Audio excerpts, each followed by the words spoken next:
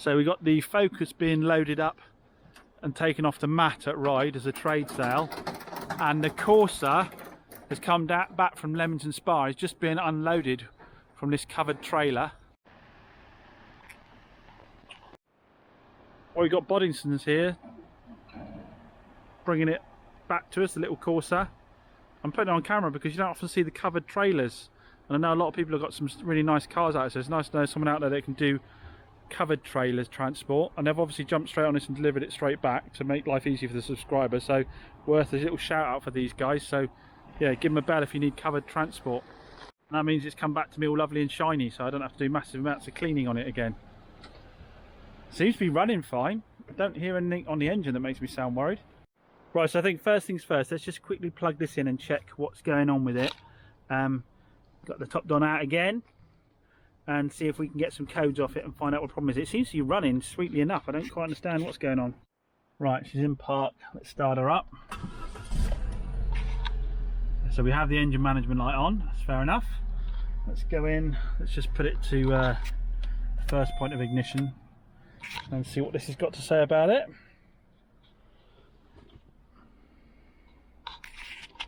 Here we go. Random multiple cylinder misfire detected. I bet it's the coil pack. I don't know what these other two are. I don't worry about them too much because, you know, in the day when you get to this age you get random codes as long as it drives okay, but that is going to be the coil pack. I bet it is.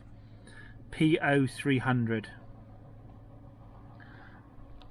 I think the thing to do though is to clear them all, and then we'll take it for a drive as always and then see if that code comes back again or not. It could be something as stupid as me washing the engine bay has upset the coil pack. I don't remember jet washing the engine bay on this one, but I have been known to do that. But it's going to be a spark plug or it's going to be a coil pack, which is a real shame because that's a super simple fix compared to all of the work we've done elsewhere. Right, it's coming back with those codes. It didn't clear those for some reason. Random multiple misfire detected. Why will it not clear those?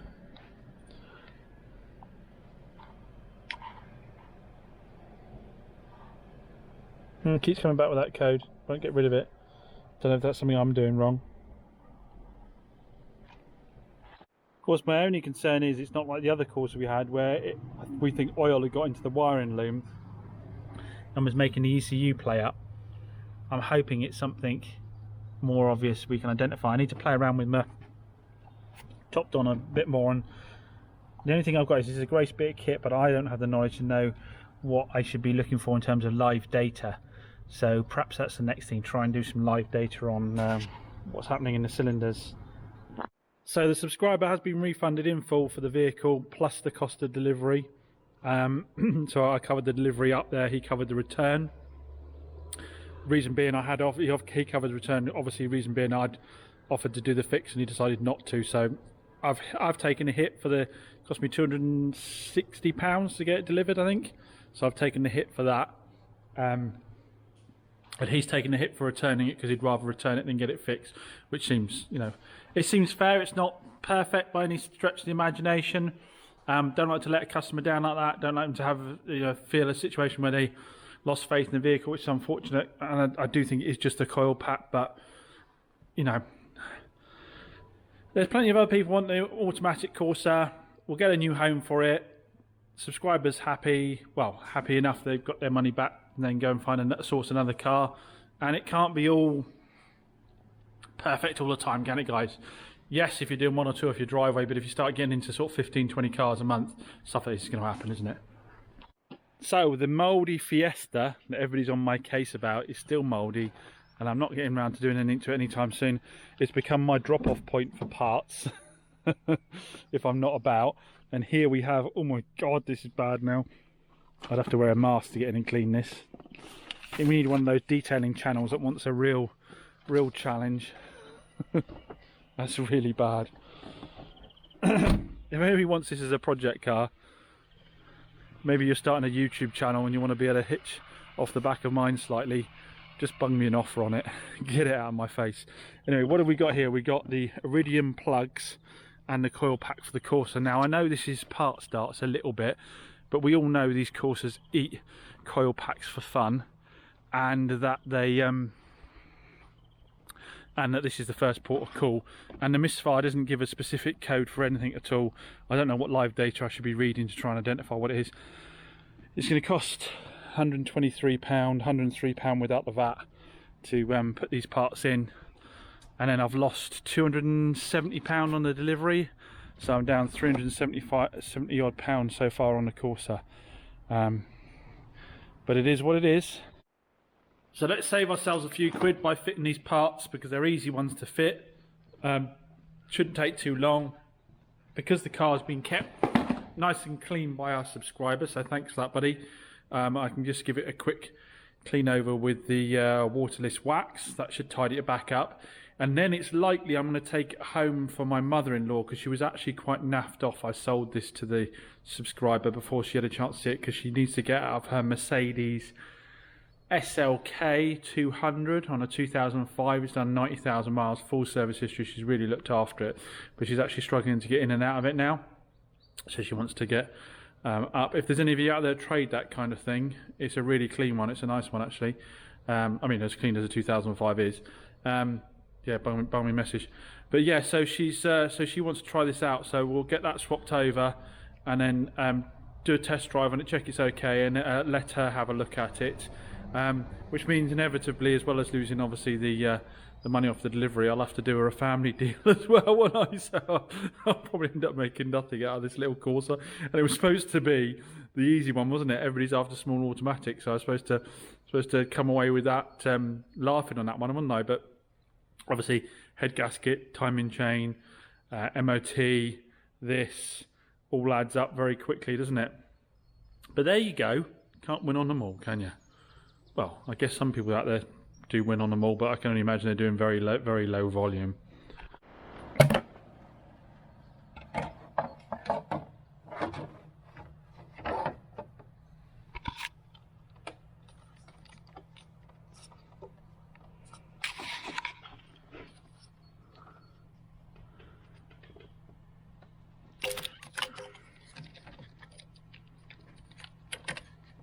Quick look at that connection a second. All looks clean, but we'll give it a clean with some contact cleaner. Now we've got to just nip next door and get the bits to take these out. Now, if I remember rightly, these get stuck in there quite a lot, so I might need something to lever it out.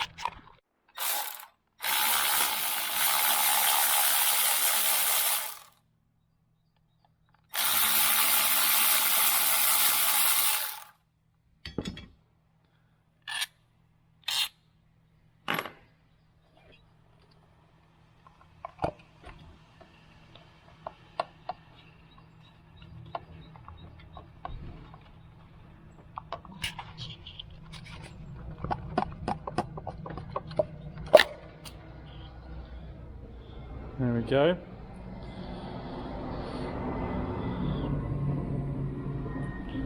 The spring's not particularly happy in that bit there. The spring's bent over in that one. Now, someone did tell me if you look on these, you can sometimes see if they've raised at the top there. That all looks quite level. But this one doesn't look happy at all. It's a bit of an angle, and the spring's a bit bent over in it. So let's pop a spark plug and have a look at the spark plug, because we might decide that it's worth just changing the coil pack and save ourselves a few quid.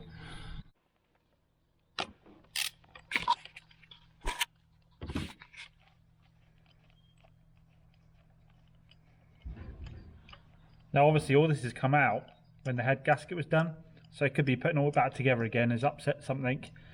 Obviously the coil pack's been on and back off again, spark plugs have been back in again. I don't think I paid the guys to put new spark plugs in it, actually, thinking about it, so perhaps when that head gasket went, it's fouled up these spark plugs a bit. You mechanics will tell me if that actually makes any sense or not. Let's get a magnet to get that out. Now we'll go along those pliers, a bit more control.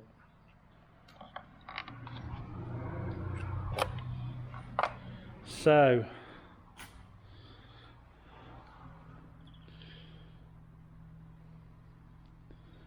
I don't know, it doesn't look too bad to me. I think I'm going to swap them out anyway though. I'll swap them out anyway. They've been in a wet head, haven't they? So let's swap them out anyway.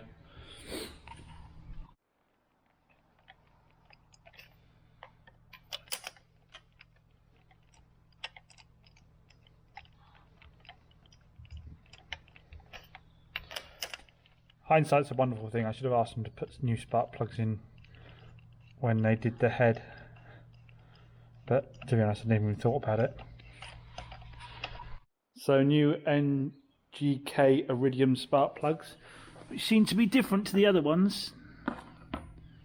They were NGKs, but they had a little square tip on them. These have got the little triangular tip on them. Let's get them in there. Big shout out as always, of course, to GSF Car Parts, Billy at GSF Car Parts. Great relationship with him. I just bung him text messages for what I want, and because I can then just bung him text messages for what I want on Facebook. Sorry, a Facebook message, and then get on with something else instead of having to call up, wait in a queue, blah blah, and talk to people. We don't really want to talk to people. Works really well. If I'm not about, I just tell him where to leave the parts. Works really well. Good relationship. Billy's actually purchased 2 cars off me as well, so you know, reciprocal business is what it's all about, isn't it, guys?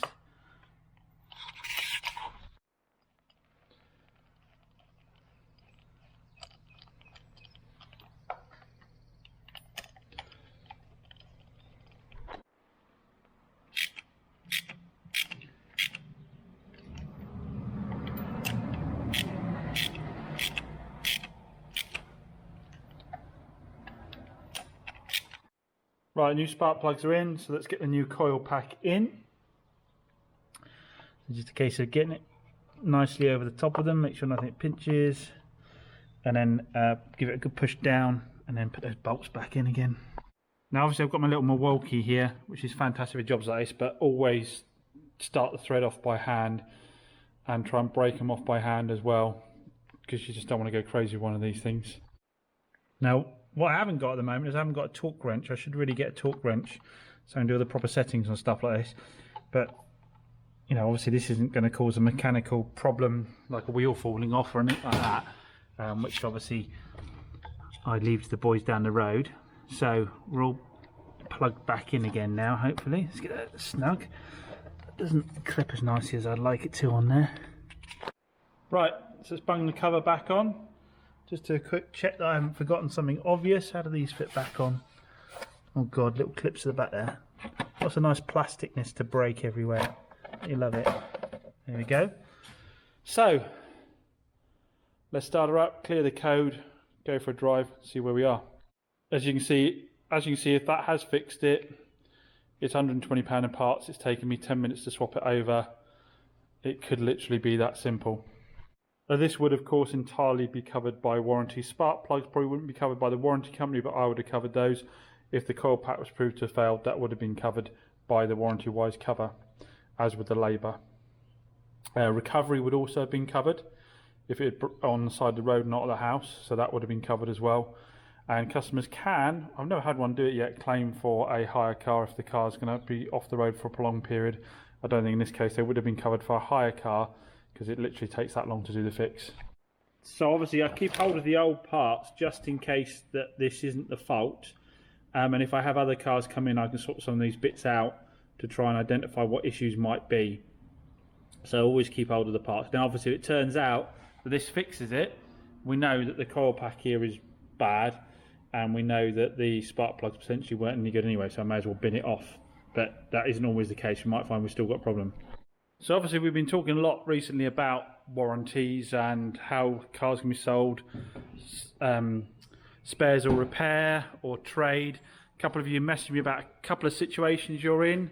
Interesting to get feedback, being able to help a few people. So someone recently went to pick up a category car, I think it was Cat N car, from a trader. I think it was an Audi. Had a problem with the car when it got back and noted that the person had written trade on the receipt and asked me, does it make a difference that it's a category car? No. My question was the car MOT'd? Yes. Did you tell him you were a trader? He said no. I said, so if he sold you a car that's roadworthy with an MOT, he's a trader, you're a consumer, falls under the Consumer Rights Act. Doesn't matter that it was a category car at all, because it had been repaired and MOT'd and was on the road. So that customer does have recourse. Another one, a gentleman messaged me to say that he'd picked up a car and within 14 days he had a problem with the gearbox and the dealer wasn't helping him. And I said to them, Obviously within 14 days you can return the vehicle, or so within 30 days you can bring the vehicle back for a fix. So within 30 days you can bring the vehicle back for a fix. So again, it was a dealer to a consumer. He's got a problem with the gearbox, it won't go into reverse, so it's unfit for purpose, and that was sold as a known fault. Car's within 30 days. I think the dealer's got 2 opportunities to fix that. So it's the law, it's not an optional thing for him to either to try and do the fix. So yeah, I mean, if you've got problems like that, guys, by all means bung me a message. Instagram's the best. Bung me a message, I'll give you my feedback, as long as you're being straight with me. I know there's 2 sides to every story, so I'm not going to say any of these dealers are dodgy, because I don't know the circumstances under which the sales were made. Right, so let's get the power back up, see if we've got an engine management code. If we have, let's get that top Don back on again and see what we can do about it. We're in park, aren't we, yet? So we've still got the engine light, let's try and clear it. We've got a Bluetooth from the top Don in there. I don't know whether Vauxhall knew they would have problems with Corsas. They made it somewhere nice and comfortable to put it, or they were just trying to be helpful, I'm not sure. But it's just there on the Corsas, just in front of the gear lever. Right underneath here. So let's get it powered up and see what we can do. So just clearing all the codes. Still got the 3 for the engine back. I'm not sure if I need to do something else to clear that, which worries me. I've been wasting my time fitting these parts because the engine ran fine in the first place anyway. Why can't I clear those codes? See, this is the thing as well, I haven't shown you this before. If you hit on it, it will actually link to Google directly and start to give you information on what that code can relate to, and videos on YouTube and stuff like that. So that does make it a bit easier. But why won't the code clear? Is it the top Don can't do that code, or is it something else? See, what I can also do here is email myself a report from the top Don to my email. So if I need to do something, I forward that on to Phil down the road at Moores and say, what do you think the score is? I'll have the information in writing for him. So that's a useful little tool as well. Just send to email there. So a quick drive around the yard. I don't think this thing is in limp mode. So a quick test.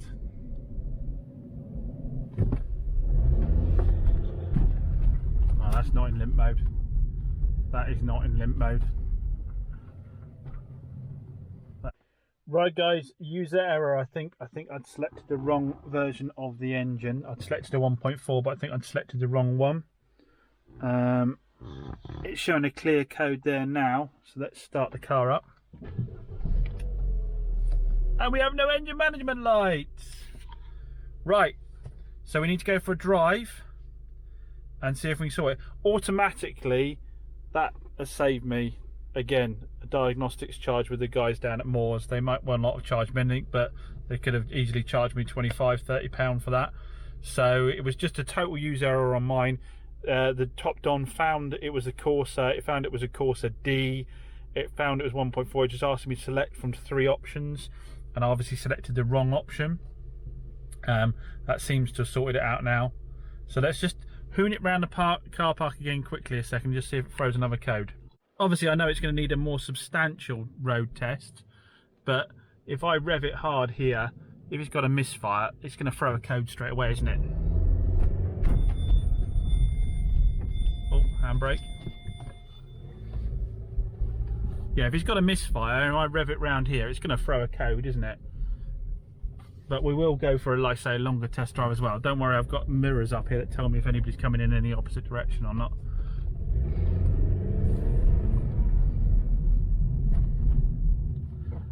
Do you know what? I honestly think perhaps if I'd have picked the right one in the first place and cleared that code, I'd probably not have had to replace any parts, you know? It might have just been a little electrical surge from it being sitting around and then hadn't been taken out by the customer and used a bit. But we do know they like a coil pack, but there's no codes, guys.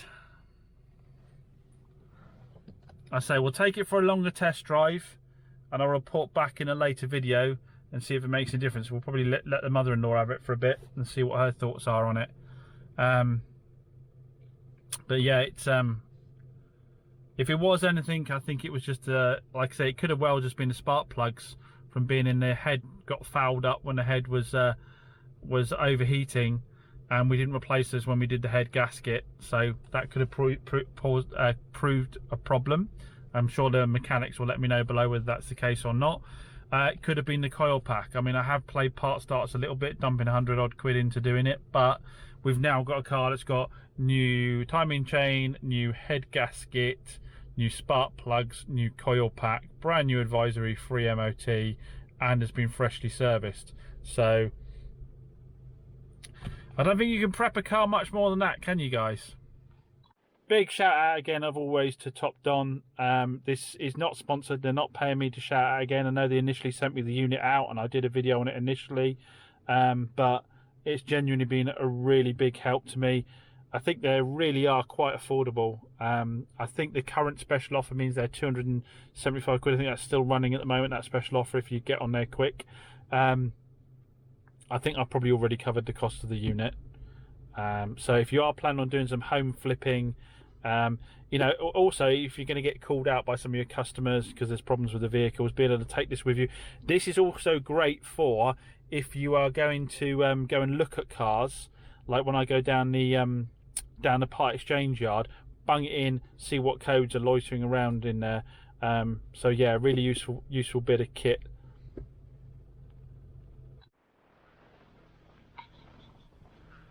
So like I say, we'll give the Corsa a quick wipe over with some quick detailer, just a little quick hoover out, cleaning the wheels.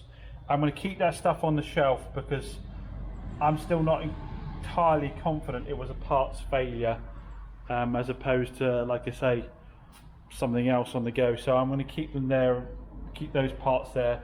Not that I'm going to do a massive amount of Corsas, but keep those parts just in case. And we'll see. Like I say, we've got to do a bit more of a substantial test drive on it, but we'll see how we get on. So yeah, I'll just give it a quick wipe over now.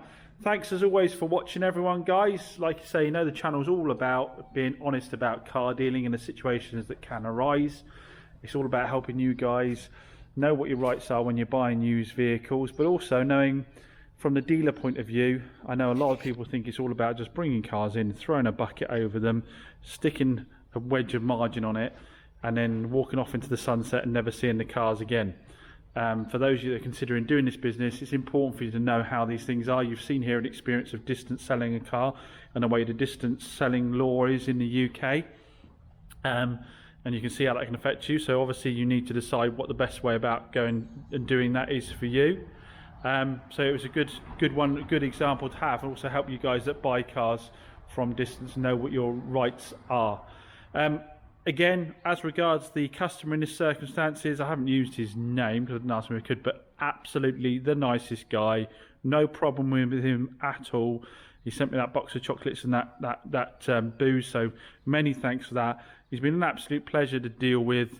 You know, he's made a decision that he'd rather return the vehicle and stick with it, and I totally respect that. And yeah, we've been able to get it back. He took care in getting it transported back for me in a covered trailer. He gave me the spare key he got cut for it.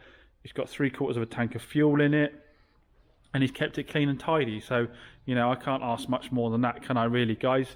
So yeah, there's no ill will towards that subscriber at all.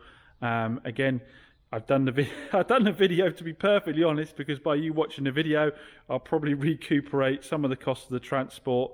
I might cover some of the cost of the transport depending on how popular the video is. Yeah, and it just serves as a good example for you guys about what day-to-day trading is really like.